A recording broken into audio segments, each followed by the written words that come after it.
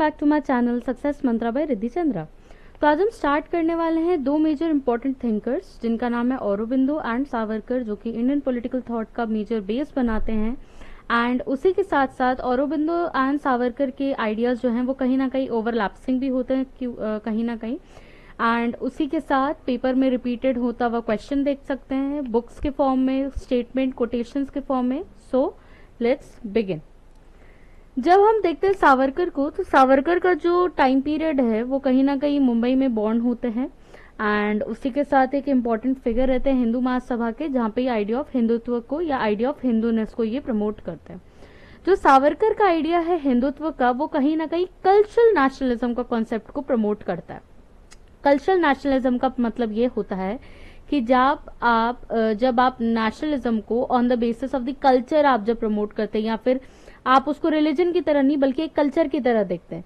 ठीक है, आपका रहना सहना खाना पीना, it's all part of our culture. तो कल्चरल नेशनलिज्म की सावरकर बात करते हैं, जहां पे उनके थॉट्स जो है वो सेक्टेरियन है, मतलब एक सेक्टर को बिलोंग करता है, और एक्सक्लूसिव है, मतलब कि डिफरेंट है। 1889 में ये स्टार्ट करते हैं एक मित्र मेला, जहां पे रेवोल्यूशनरी सीक्रेट सोसाइटी जो है नासिक में फॉर्म करते हैं। 1904 में अभिनव भारत सोसाइटी का एस्टैब्लिशमेंट करते हैं सावरकर फार्गुसन कॉलेज में। एंड 1910 में इनको अरेस्ट कर लिया जाता है लंदन में, क्योंकि ये बहुत सारे काम कर देते हैं वहां पे, काम नहीं कांड कर देते हैं वहां पे, टू बी स्पेसिफिक। एंड वहां पे जो है ये आर्म्स मतलब कि वेपन वगैरह डिस्ट्रीब्यूशन, लड़ाई झगड़ा वगैरह के सिडेशियस स्पीच का मतलब होता है जब आप भड़काऊ भाषण देते हैं, तो उसके लिए इनको गिरफ्तार कर दिया जाता है। 1911 में इनको 50 साल की जेल हो जाती है अंडमान में। ठीक है, जहाँ पे ये नासिक कॉन्स्पिरेसी केस करते हैं, जहाँ पे जैक्सन नाम का एक लीडर होता है, उसका मर्डर कर देते हैं।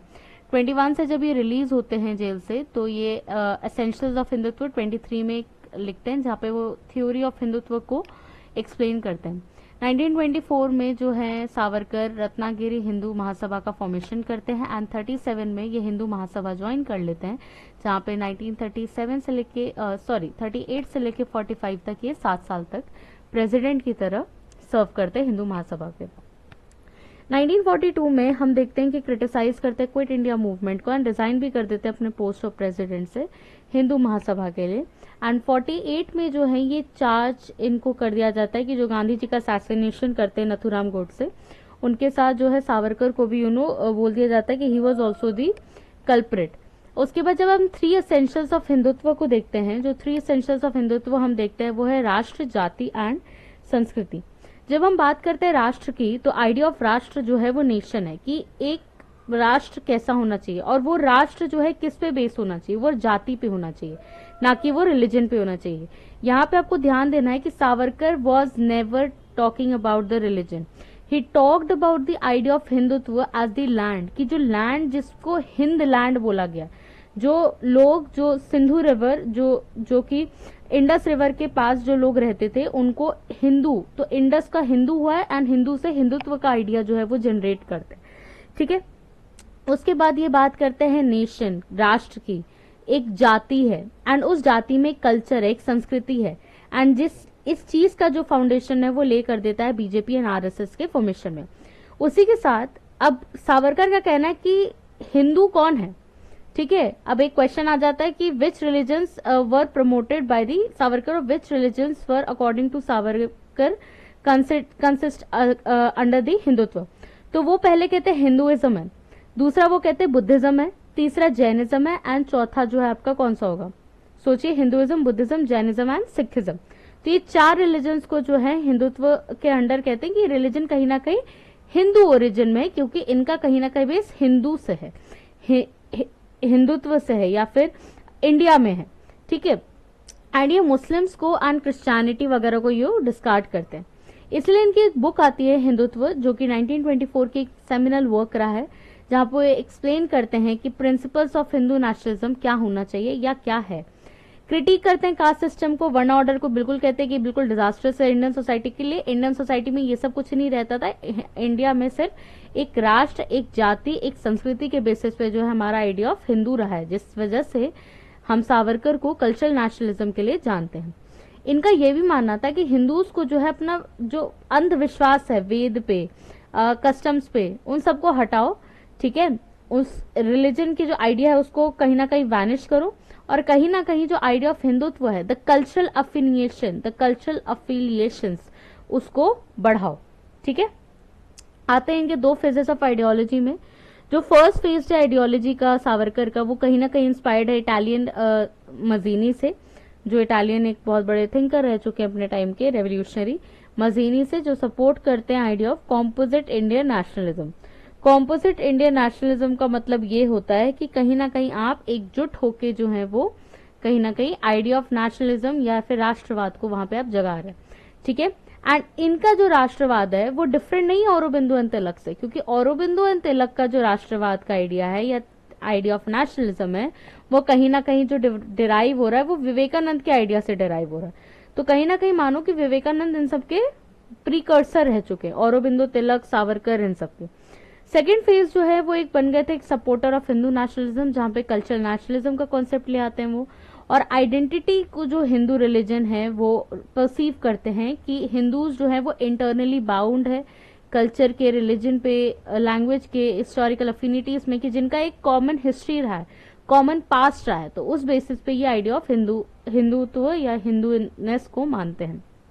3 इंपॉर्टेंट बुक्स है, Indian war of independence, Hindu Rashtra Darshan, inside the enemy camp, and who is a Hindu, the idea of Hindutva, जो बहुत फेमस बुक रही है।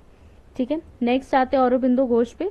औरोबिंदो घोष जो है 1904 से 1905 में ये एक अटेंड करते हैं एनुअल सेशन ऑफ कांग्रेस, जहां पे वो अपोज कर देते हैं उनके मेथड्स ऑफ वर्किंग पे।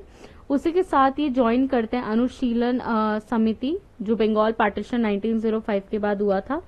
1906 में औरोबिंदो को प्रिंसिपल बना दिया जाता है जादवपुर यूनिवर्सिटी, जो कि आज के टाइम पे कोलकाता में है।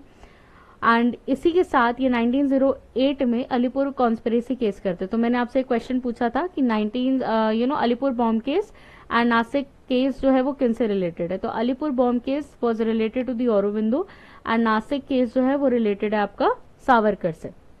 उसी के साथ ये सीक्रेट रेवोल्यूशनरी सोसाइटी बनाते हैं, जिनका लोटस एंड डैगर नाम होता है। 1902 में वो ज्योतिर्नाथ बैनर्जी को ऑर्गेनाइज करते हैं सोसाइटी में कैलकाटा में। 1926 में ये अपने स्पिरिचुअल मास्टर या मीरा अल्फासा के साथ मिलकर एक आइडिया प्रोपाउंड करते हैं, जिनका मतलब होता है मदर।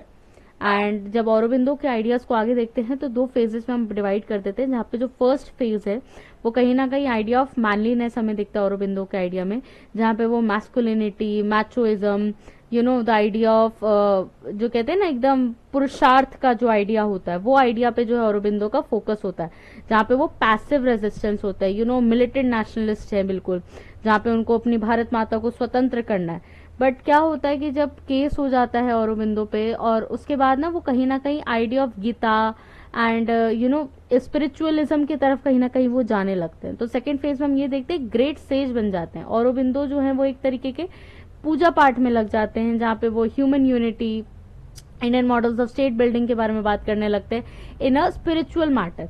तो फर्स्ट फेज जो है औरोबिंदो का वो कहीं ना कहीं हम मिलिटेंट नेशनलिज्म की तरह देखते हैं। सेकंड फेज जो है औरोबिंदो का वो कहीं ना कहीं स्पिरिचुअलिटी की तरफ हमें देखने को मिलता है। जब प्रोमिनेंट फिगर्स की बात करते हैं रेनेसां ऑफ हिंदुइज्म में, तो औरोबिंदो जो है वो आइडिया ऑफ न्यू वेदांता को डिक्लेयर कर देते हैं, जहाँ पे वो कर्म योगा की बात करते हैं। कर्म योगा में उनका ये मतलब है कि कैसे आप अपनी ड्यूटीज परफॉर्म कर सकते हैं अपने नेशन के लिए या अपने मदर कंट्री के लिए, मतलब भारत की आप कैसे सुरक्षा, स्वतंत्रता आप कैसे प्रोवाइड करवा सकते हैं या कैसे दिलवा सकते हैं, उन सब के बारे में ये बात करते हैं। न्यू पार्टी जो है रेडिकल्स का वो यूज करते हैं न्यू मेथड्स, एंड औरोबिंदो जो है यहाँ पे हम पैसिव रेसिस्टेंस के लिए उनको जानते हैं। कल्चरल नेशनलिज्म अगेन हम औरोबिंदो से जोड़ सकते हैं, जहाँ पे वो डेवलप करते हैं पैसिव रेजिस्टेंस को, अपने एक आर्टिकल जो कि पब्लिश होता है वंदे मातरम में।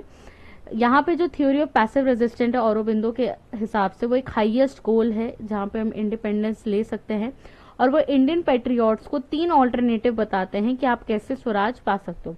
प्रेयर्स एंड पिटिशंस के थ्रू, आर्म्ड रिवोल्ट के थ्रू, मतलब कि माचोइज्म, मैनलीनेस वाला आइडिया आएगा। उसके बाद आता है self development and passive resistance, जहां पे रेजिस्टेंट आप करिए अथॉरिटी ऑफ गवर्नमेंट के लिए कि आप उनके साथ कोऑपरेट नहीं कीजिए, जो कि गांधी भी बोलते हैं कहीं ना कहीं। जहां पे पीसफुल मीन्स से आप करिए नॉन वायलेंट होके, जहां पे वो आइडिया ऑफ शक्ति एंड क्षत्रियहुड की बात करते हैं।